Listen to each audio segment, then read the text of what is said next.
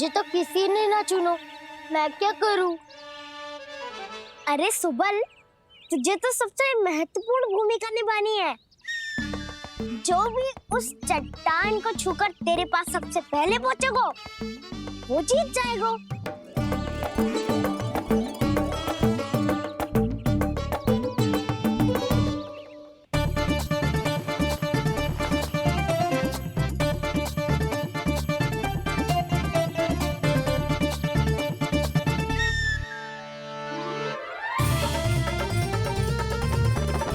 आरंभ करो।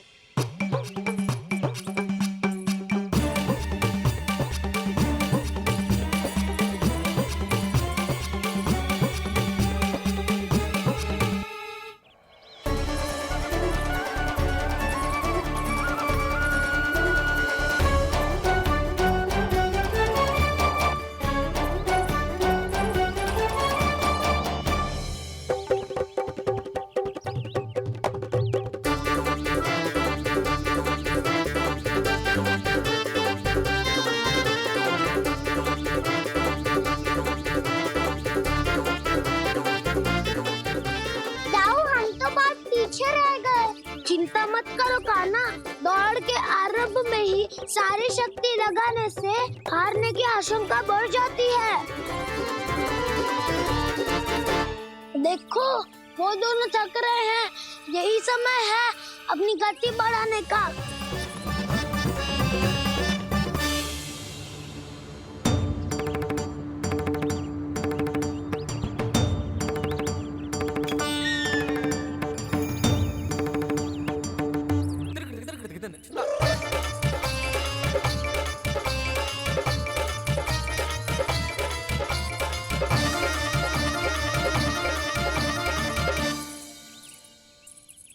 लो, हमारी जोड़ी सबसे पहले पहुंच गई। देखा मेरा बलदाव का बल।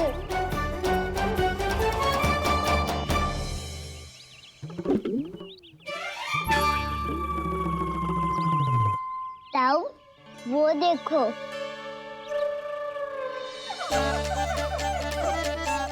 मैया,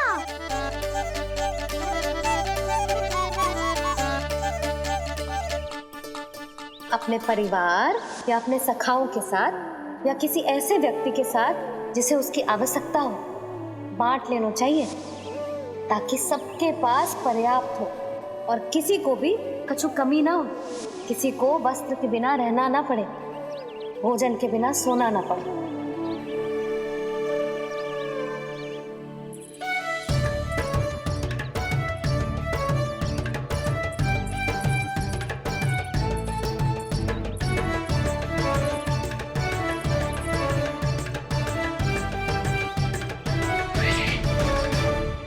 लग तो है इससे भूख लगी है।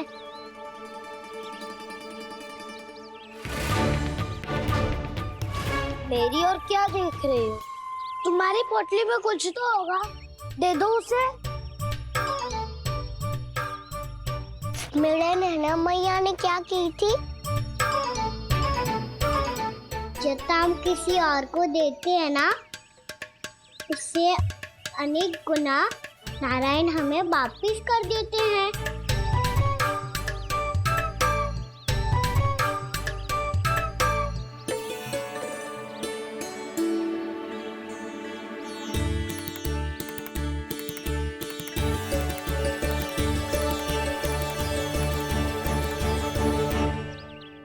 ओहो, अंतिम रोटी थी, पर वो तो मैं खा गो।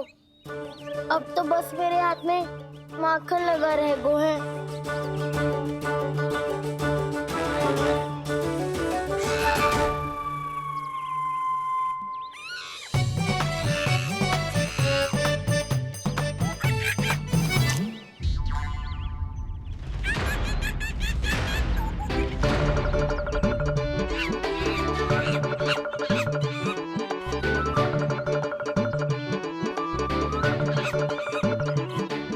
क्षमा करना सखा, तुम्हें देने के लिए मेरे पास कुछ नहीं है। अब आप ही बताओ, कोई 2 गुना मूल्य देगो तो हम शीघ्र ही धनवान बन जाएंगे कि ना? पर कोई दोगुना मूल्य देगो ही क्यों? हो सकता है कि उनके पास अधिक धन हो, या उनकी तिजोरी में सामान आ रहा हो, या फिर उन्हें भलाई करने का रोग हो। हमें तो आम खाने से मतलब है ना नंदराज। गुटली किनके, हमें क्या लेना देना। मैंने तो निर्णय ले लिया है कि उसकी सिर्फ मान लोगी। बस नारायण को साक्षी मानकर जब प्रण ही तो लेना है कि सारा का सारा दूध, घी, माखन अब से केवल उन्हीं को देना है मैंने। बस इतनी मांग रखी है उसने? हाँ, आपको विश्वास ना हो रहा हो तो गोकुल में किसी से भी पूछ लियो। 2 गुना दाम दियो है परमानंद जी ने, इसीलिए तो सबके सब आनंद के सागर में गोते लगा रहे हैं।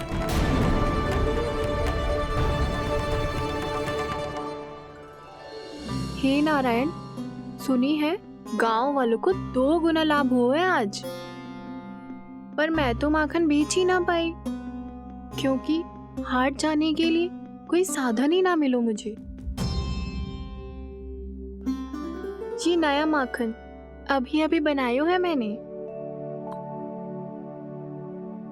प्रतिदिन जो माखन निकालती हूँ सबसे पहले आपको चढ़ाती हूँ, ये सोचकर कि कभी तो आपकी कृपा होगी।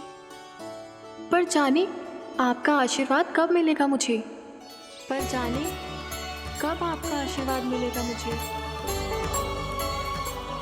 यदि इस बार भी मेरा माखन बेकार हो गई हो ना, तो सच्ची कह रही हूँ, कल से भोग में आपको कुछ भी ना चढ़ाऊंगी मैं। कल से भोग में आपको कुछ भी ना चढ़ाऊंगी मैं। कान्हा, मुस्कुरा क्यों रहे हो? वानर महाराज की भूख कैसे मिटानी है पता है मुझे। कैसे? माखन से। और माखन कहाँ मिलेगा? सावित्री मौसी के घर से। तो क्या तुम फिर से माखन चुराने की सोच रहे हो? डाउन मेरी बात प्रश्न ही नहीं उठता, इसकी अनुमति नहीं दूंगा मैं। गोकुल वासियों को ऐसा वचन देने की अनुमति ना दे सकता मैं। बिना सोचे समझे कैसे वो किसी अपरिचित व्यापारी के शब्दों पर विश्वास कर सकते हैं?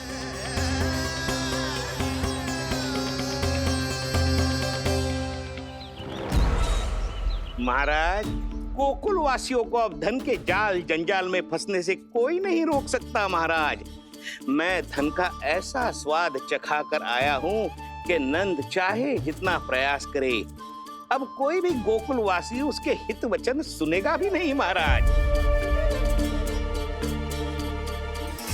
ये बहुत गंभीर बात है, हमें सभा बुलानी होगी यशोदा। जशोदा जी, आप भी कुछ कहो ना नंदराज से। जे अधिक ही सोच रहे, इतनी चिंता करने की कोई आवश्यकता ना है। आवश्यकता तो है। लोभ के जाल में फंस जाता है तो उसका बाहर निकलना असंभव है, किंतु फिर भी अपनी दृष्टि चौकन्नी रखना और कान गोकुल में होने वाली हर हलचल पर, क्योंकि मैं नहीं चाहता कि उस छलिया विष्णु अवतार का कोई भी छल मेरे मार्ग का रोड़ा बन पाए। अवश्य महाराज।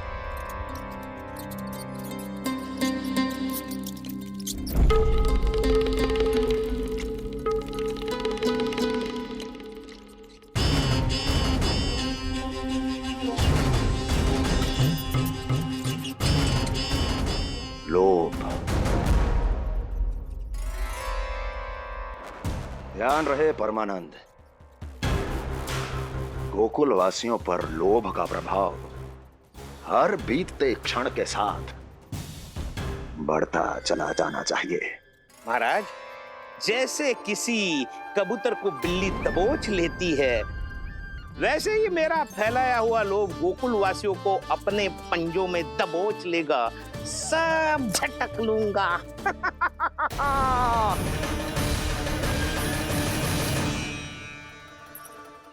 इससे पहले कि माखन पीला पड़ जाए, उसे आंच में तपाकर घी निकाल लेना चाहिए ना, तो पूरा का पूरा माखन बिगड़ जाता है।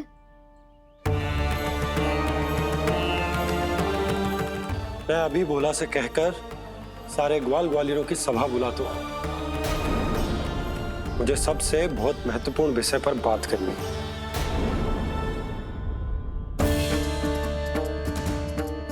मति भ्रष्ट हो गई थी मेरी, जो यहाँ चली आई।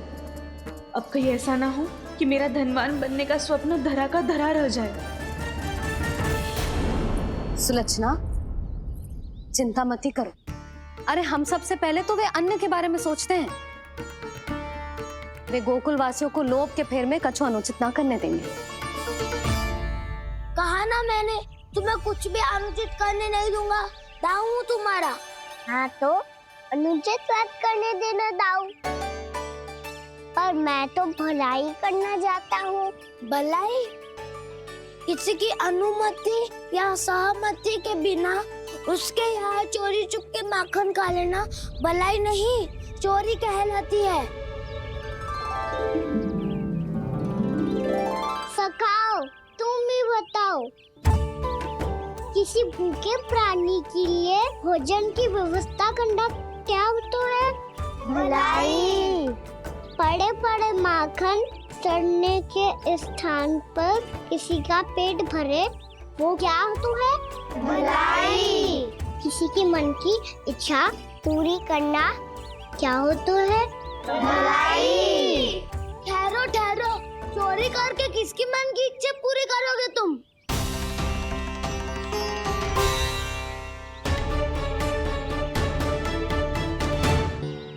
और किसकी दाऊ? स्वयं सावित्री मौसी की। वही तो चाहती है कि मैं उनके घर आऊं और ढेर सारा माखन खाऊं।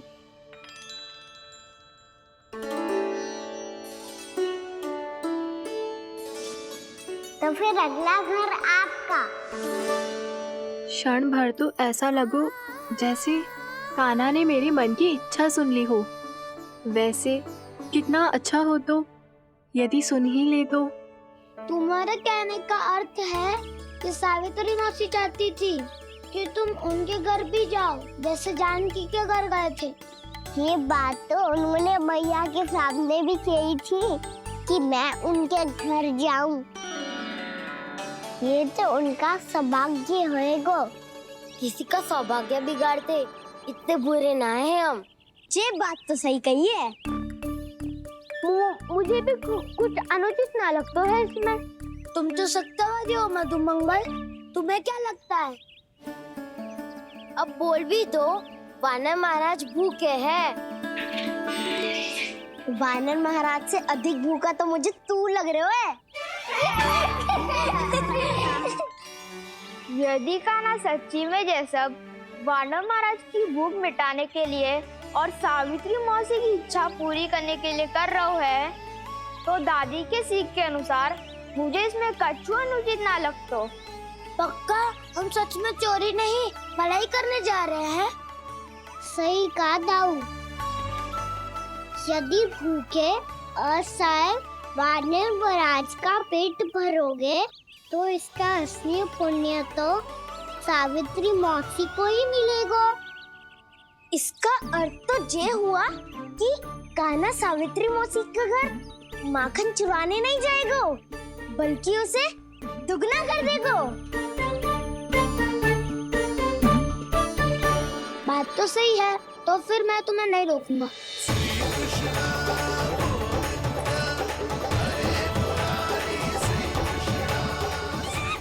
पर इस बार हम तुम्हें अकेले न जाने देंगे सखा। हाँ, हमें भी पुण्य अर्जित करना है और माखन भी।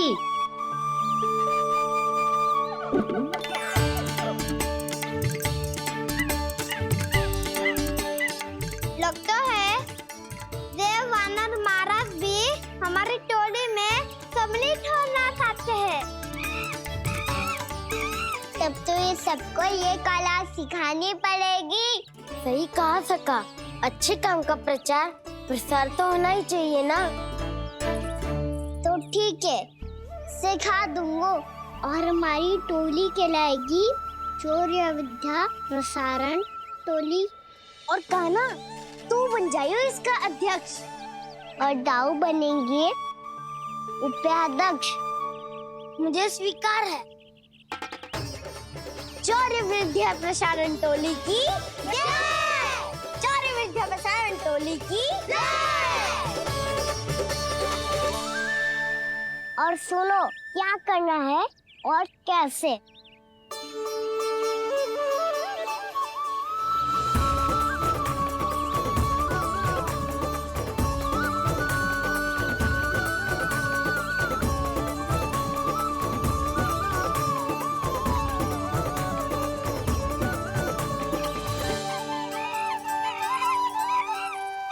आया कन्हैया रे आया रे माखन का चोर,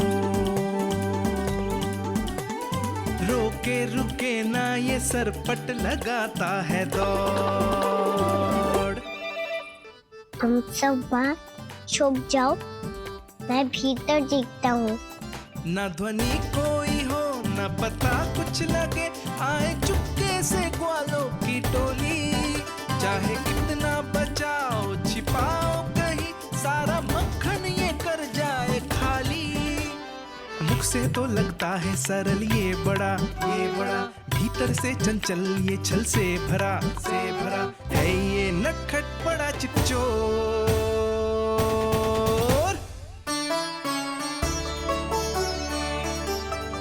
इतनी ऊपर टांग रही हो मासी। कान्हा सच में आ गयो तो मैं तो धन्य हो जाऊंगी।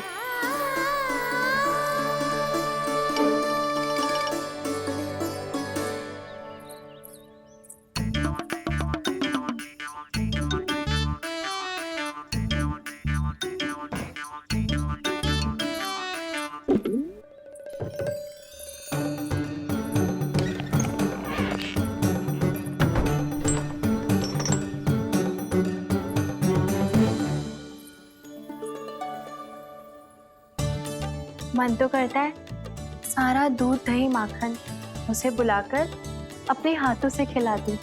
मुझे बुलाना भी चाहती हो और अनजाने में मेरे लिए कठिनाई भी बढ़ा रही हो। पर मेरे यहाँ क्यों आएगा कान्हा? इससे अच्छा तो यही होगा कि कल माखन बेचने के लिए कहीं से सकट का प्रबंध कर लूं।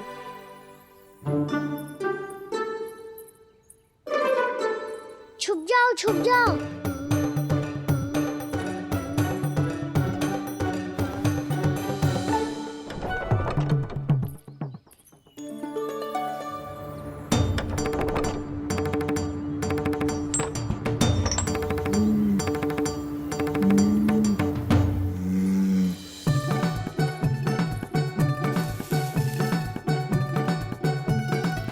वैसे भी वो ठहरा राजकुमार, एक साधारण गोपी के यहाँ का माखन काहे खाएगो।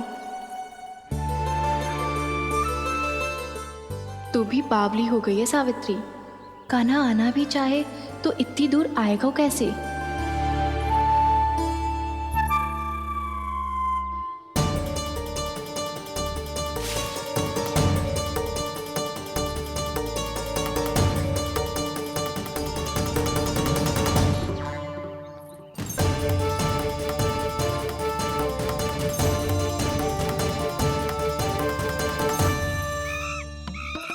ओ मैया,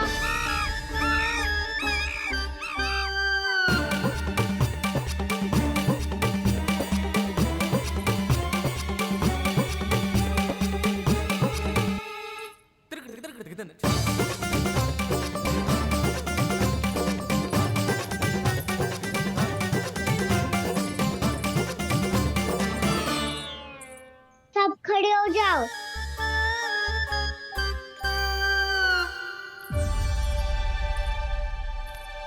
सच्ची मैं भी कितनी बावली हो गई हूँ ना। जब नंद भवन की ओर जा ही रही हूँ तो कान्हा के लिए थोड़ा सा माखन ले जाती हूँ।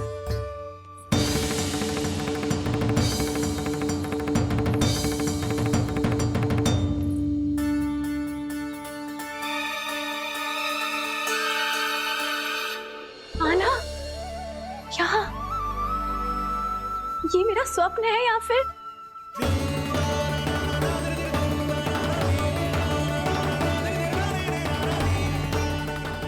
ये सारे बालक यहाँ क्या कर रहे हैं कान्हा के साथ? क्या जानकी सत्य कह रही थी? कान्हा यहाँ पर माखन चुराने आया है। मुझे स्वयं जाके इसे माखन खिलाना चाहिए। चलो सावित्री मौसी के वापस लौटने से पहले मैं कार्य समाप्त करके वापस भी जाना है। कोई पकड़ी मत जाना।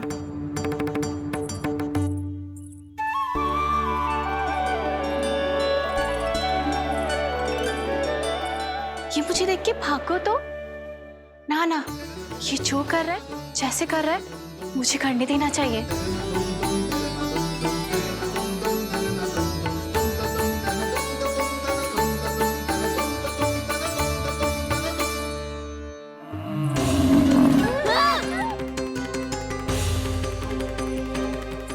हे नारायण मैया,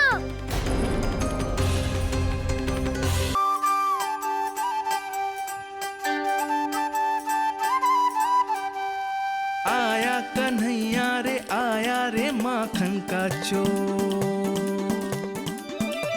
न ध्वनि कोई हो न पता कुछ लगे, आए चुपके से ग्वालों की टोली।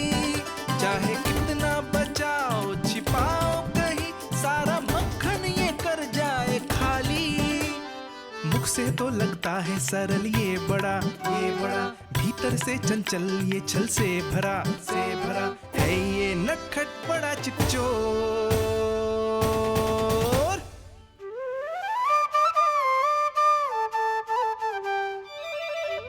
भोला भाला कान्हा है माखन का चोर, भोला भाला कान्हा है माखन का चोर, भोला भाला कान्हा है माखन का चोर, भोला भाला कान्हा है माखन का चोर।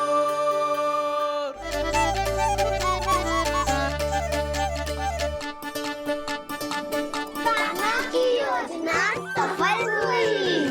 माखन मिल गयो। तैयार हो सब? हाँ।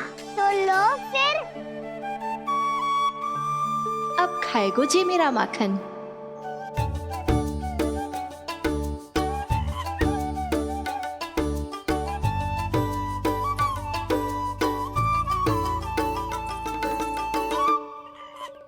वानर महाराज, सबसे पहले तो आप ही लो। हैं?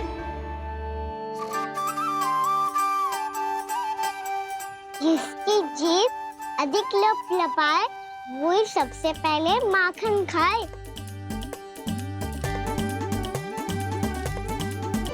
स्वयं हाथों से अपने ये बांटे, पूरी टोली को माखन खिलाए। बड़ा नटखट है नंद किशोर। लो दाऊ, ये आपका। सारा माखन जे इन सब में बांट रहो है, स्वयं ना खाएगो। भोला भाला कान्हा है माखन का चोर, अरे भोला भाला कान्हा है माखन का चोर, अरे भोला भाला कान्हा है माखन का चोर। इतनी देर बाद ही सही, अब खा रहे जी मेरे हाथ का माखन। प्रभु, ये जो भी करते हैं उसके पीछे कोई ना कोई उद्देश्य अवश्य होता है। मैं ये जानने के लिए आतुर हूं कि इस माखन चोरी की लीला के माध्यम से कौन सा संदेश देना चाहते हैं ये। बस यही कि यदि कोई भक्त सच्चे हृदय से भगवान का स्मरण करे तो भगवान अवश्य आएंगे और अपने भक्तों के कर्मों को सुधारने की प्रक्रिया प्रारंभ कर देंगे। फिर चाहे वो भक्त जानकी हो या सावित्री। कृष्ण माखन नहीं खा रहे देवी, ये तो अपने भक्तों के दुष्कर्मों को मिटा रहे हैं ताकि उन्हें जीवन और मृत्यु के चक्र से मुक्ति दिला सके। पर प्रभु, ऐसे तो सारा संसार इन्हें माखन चोर बुलाएगा। ये माखन आत्मा की तरह है, और आत्मा तो सदैव से ही परमात्मा की होती है। इसीलिए कृष्ण जो चुरा रहे हैं वो माखन नहीं, ये तो इन गोपियों की चित्त है देवी। अब से जो भी व्यक्ति इन्हें माखन चोर बुलाएगा वो इन्हें प्रेम से चित्त चोर कहकर भी पुकारेगा। वो इन्हें प्रेम से चित्त चोर कहकर भी पुकारेगा।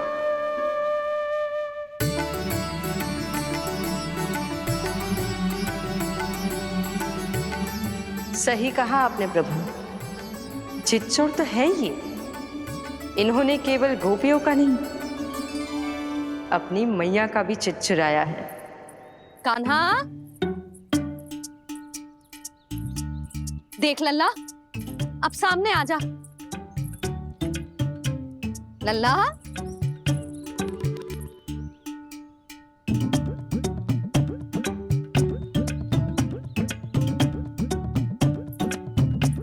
मुझे पतो है तू खम्बे के पीछे छुपो है। बाहर निकल।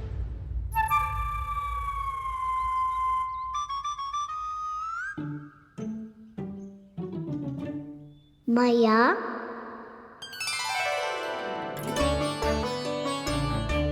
रुक लल्ला,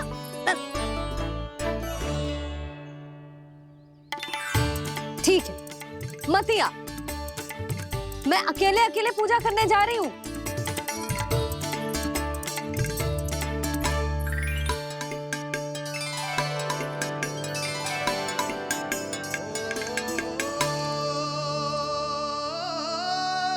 बस ऐसे ही पहले अपनी मैया को सताया कर और फिर अपनी जे निर्दोष सी मुस्कान से मेरा मन मोह लिया कर।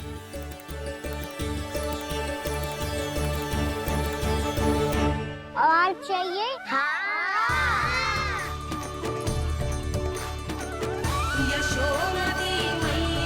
ये तो फिर से माखन बांट रहा है। इसका इतना साहस। यदि यही सब करना तो मुझसे आज्ञा क्यों नहीं ली? मैं अपने हाथों से बहुत प्रेम से खिलाती, पर ये तो चोरी कर रहा है। इसकी आज्ञा ना दे सकती मैं। मेरा माखन व्यर्थ में सब में बांटने चलू है।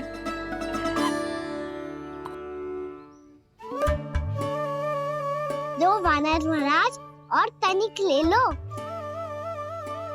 सखा तो सखा, ये तो वानरों में भी बांटने लगू है। और चाहिए? नाना, नन्ना है, भैया ने क्या कही थी? लोभ बहुत भयानक राक्षस है। पर कान्हा, अभी तो गले तक ही गया है माखन। पूरी मटके चट कर गए और माखन अभी तक गले तक ही पहुंचा है। हाँ, भूख तभी मेरी भी ना मिटी है। वसंता, इसे तुम ले लो।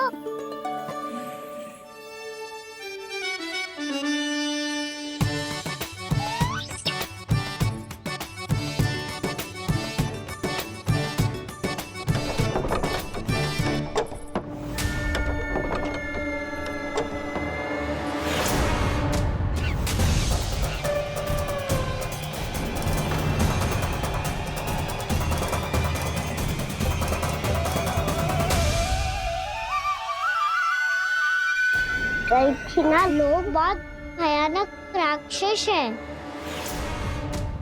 जी अच्छी बात ना है कान्हा। अभी चल के यशोदा जी को बताती हूँ।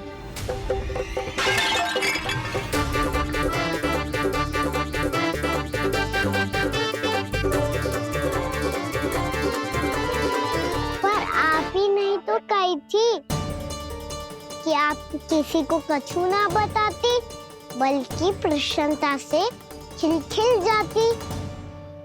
जानकी के स्थान पर यदि कान्हा ने मेरे हाथ का माखन खाए हो तो मैं किसी को कुछ ना बताती, बल्कि प्रसन्नता से खिलखिल जाती। मैं तो मन में सोच रही थी, उसे बोल दिया था क्या? सच्ची बात तो ये है मौसी, ये वानर महाराज पूछे थे, इसीलिए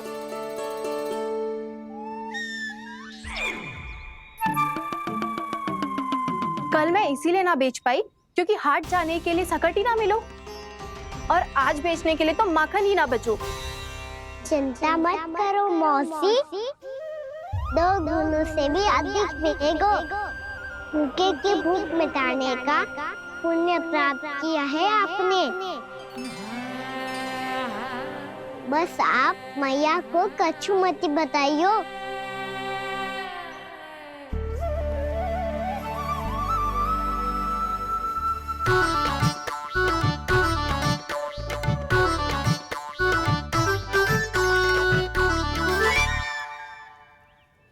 वैसे भी भूखे की सहायता करके मैं अच्छा कार्य ही तो कर रहा था, है ना? कान्हा, मौसी अब सब गए, मैं भी जाऊं? किसकी भलाई कर दे कब किस बहाने, कान्हा की लीला तो कान्हा ही जाने। बड़े सौभाग्य उसने है पाए, कान्हा जिस घर से माखन चुराए। भोला भाला कान्हा है माखन का चोर, भोला भाला कान्हा है माखन का चोर, भोला भाला कान्हा है माखन का चोर। अरे भोला भाला कान्हा है। कृष्णा कृष्णा मुरली मनोहर कृष्णा,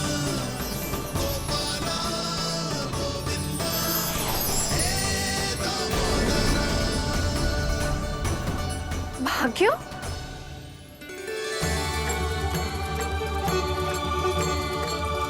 कान्हा, एक तो चोरी की और ऊपर से मूर्ख बना के भाग को। ये ठीक ना है, मुझे यशोदा जीजी को बताना ही होगा, और वो भी इसके घर पहुंचने से पहले।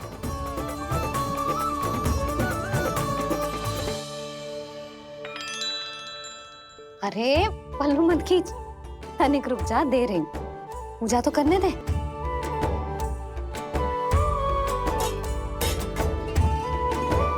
ले, अब जितना मन करे उतना प्रसाद खा।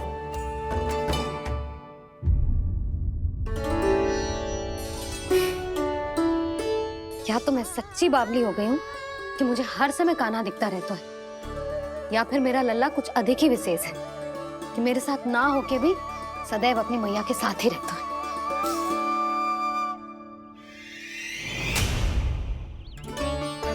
आज तो कैसे प्राण बचे, नारायण ही जानते हैं। मैं तो पाऊ को सिर पर लेके ऐसे सरपट भागो, ऐसे सरपट भागो कि पूरे गोकुल में। बड़ बोले, इस समय तो बड़ी बड़ी मत हाको।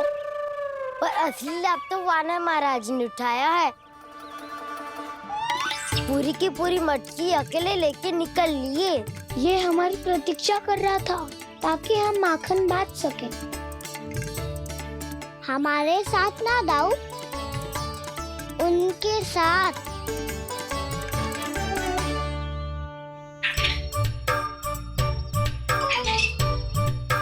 मैं समझ गो कान्हा, एक ना सभी जानवरों की भूख मिट जाए, इसलिए गया था तू सावित्री मौसी के यहाँ माखन चुराने। इससे पहले कि वो हमारे यहाँ पहुँच जाए, हमें घर पहुँचना होगा दाऊ। क्या ही कछु हो जाए, पर देरी ना होनी चाहिए।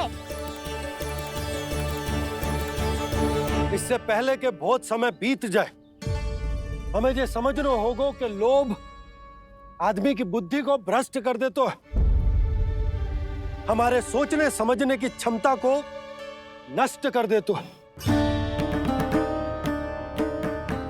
बहुत समय पहले की बात, एक साधु था, वो सुनसान घने जंगल में रहकर साधना करता था। ब्रह्म ज्ञान को प्राप्त करने ही वाला था कि अचानक से एक दिन उसे एक सुनहरी बिल्ली दिखाई थी। उसने उसे देखो तो सोचो कि ये तो बहुत सुंदर है, इसे तो मेरे पास रहना चाहिए, और उसने उस बिल्ली को अपने पास रख लिया। फिर उसने सोचो कि इसे तो दूध की आवश्यकता होगी और उसके लिए गाय की, तो उसने एक गाय भी रख ली। अब गाय को चारे की आवश्यकता होगी और चारे के लिए भूमि की। नारायण की कृपा से भूमि का प्रबंध भी हो गयो। अब भूमि को जोतनो है, चारा उगानो है, चारा काटनो है और उसे गाय को खिलानो है। गाय को खिला के उसे दूध निकालनो है और दूध निकाल के बिल्ली को पिलानो है। कार्य बढ़ गो। अब उसे लगो कि सहायता के लिए 2 जोड़ी हाथ और होने चाहिए, तो उसने विवाह भी कर लियो। कुछ समय बीतो और संतान हो गई और उसे एक बड़े घर की आवश्यकता अनुभव हुई। इसी प्रकार धीरे धीरे लोभ ने उसे अपनी छाया में ले लिया और वो नारायण की साधना कर ब्रह्म ज्ञान को पाने के अपने परम लक्ष्य को भूल गो। फिर अनेक वर्ष बीतने के पश्चात उसकी अपने गुरु से भेंट हुई। पहले तो उन्होंने उसे पहचाना नहीं और पहचानो तो उनने कही कि एक बार, बस एक बार अपने कर्तव्य से भटका था तू, और देख कैसे देखते ही देखते लोभ के जंजाल में गहरे ही गहरे धंसता चला गया। सोचो, कहीं उस व्यापारी को धन के लोभ में अपना वचन देकर आप सब भी जे ही भूल तो ना करने जा रहे। परिवार, घर द्वार, भोजन, सुख शांति, जीने के लिए आवश्यक जिस सब कुछ तो है आपके पास। इसीलिए मुझे चिंता हो रही कि जिस प्रकार उस साधु ने ब्रह्म ज्ञान प्राप्ति का अवसर गवा दिया था, आप सब भी इस लोभ में आकर अपना सुख चैन ना गवा दो।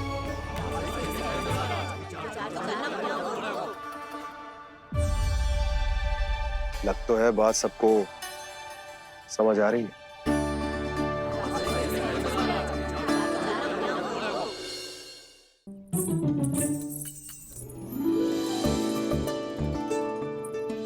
भाभी आसानी से ना मिलने देंगी कान्हा से, पर उसे देखे बिना रहा भी तो ना जा रहा मुझसे। कहाँ है वो? मुझ पे बहुत क्रोध है उन्हें। इतने शीघ्र शांत ना होगा, उन्हें मनाना तो पड़ेगा ताकि मैं नंद भवन में फिर से बिना किसी रोक टोक के आ जा सकूं। पर क्या बोलूं, कैसे मनाऊं उन्हें?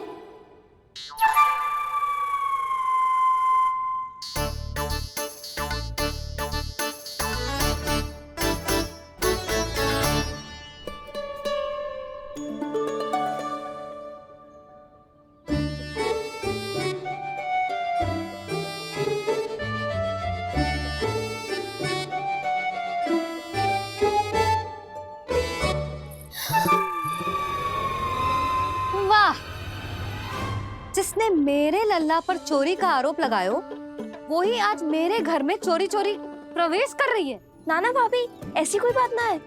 मैं तो बस ये देखने आई थी कि जसोदा भाभी का क्रोध शांत हुआ कि ना? सुन ले जानकी, मेरा क्रोध उसी दिन शांत होगा जिस दिन तू सारी गोपियों के सामने मेरे कान्हा पर लगाया आरोप वापस लेगी। चोरी करेगा तो आरोप ही लगेगा ना जीजी। फिर से आरोप?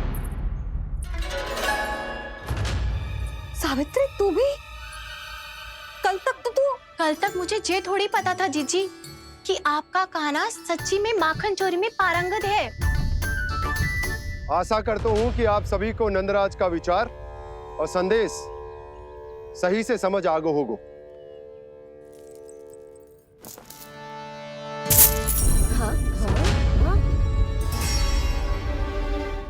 सिक्कों की खनक बता रही है कि पोटली कितनी भारी है। एक ही दिन में कितनी धन पा गई जे। हमें भी इससे अधिक धन अर्जित करना होगा, तभी तो हम अपने उज्जवल का भविष्य उज्जवल कर पाएंगे। पहली बार कछु बुद्धि की बात की है तूने। नंदराज, हमारे मन में आपका बहुत सम्मान है, पर हम जो करना चाह रहे हैं वो लोभ ना है, वो तो विकास है। हाँ नंदराज, हम अपना और अपने संतानों का भला बुरा सोचे बिना कब तक अपना जीवन इस प्रकार जीते रहेंगे? फिर पिछले 4 वर्षों से हमने आपको कर भी तो ना दियो है। मुझे तो लगता है कि नंदराज की बातों पर शांति से सोच विचार के बाद ही कुछ निर्णय लेना चाहिए। ऐसा मौका बार बार ना आता। नहीं, हमें सोच विचार कर निर्णय लेना है सबने।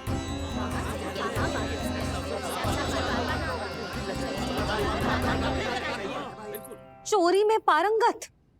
हाँ जीजी, उसने टोली बनाई है और उसका नाम भी रखा है चौर्य विद्या प्रसारण टोली, और आपका कान्हा उसका अध्यक्ष है। अच्छा, तो कान्हा पूरी टोली लेकर आया था चोरी करने तेरे घर? और नहीं तो क्या। पर एक बात बताऊं जीजी, मेरे बलदर को देखकर किसी का साहस ना हुआ भीतर जाने का, पर आपका कान्हा इतना साहसी है कि बिना भयभीत हुए इतने भयंकर बैल के निकट चले गए। सच्ची? और तेरे रक्षक बैल ने कुछ ना किया उसे? है ना अचरज की बात। क्रोध के स्थान पर वो तो उसके सामने ऐसे झुक गया जैसे कि प्रणाम कर रहा है। और जीजी, आपका कान्हा साहसी ही ना, बहुत चतुर भी है। मैंने मटकियां बहुत ऊपर लटकाई थी, पर बताओ कि बिना चौकी के मटकी को नीचे उतारने का उपाय किसने ढूंढा? किसने? आपके चतुर कान्हा ने। उसने अपने सखाओं को पर्वत बनायो और एक पक्के सेनापति की तरह बिना भयभीत हुए उनके ऊपर चढ़ गयो और मटकियां उतारने लगो, और एक ही ना, तीनों की तीनों मटकियां उतार ली। तीनों? हाँ जीजी, और वो इतना दयालु है कि पहले एक मटकी का माखन सब में बांट दियो, और फिर बची हुई 2 मटकियों में से एक मटकी अपने सखाओं को दे दी, और फिर दूसरी मटकी एक भूखे वानर को दे दी। और फिर जब मैं उसके सामने जाके प्रश्न करने लगी तो उसने मुझे अपने तर्कों के जाल में उलझाया और बड़ी आसानी से सिद्ध कर दिया कि वो तो परोपकार कर रहा था। मैं तो देखती ही रह गई, और शब्द तो ऐसे झड़ते हैं मुंह से जैसे कि फूल। रुक जा सावित्री, पहले तू ये निर्णय ले ले कि तू मेरे लल्ला का गुणगान करने आई है कि उसकी निंदा करने? निंदा करने ही आई हूँ जीजी।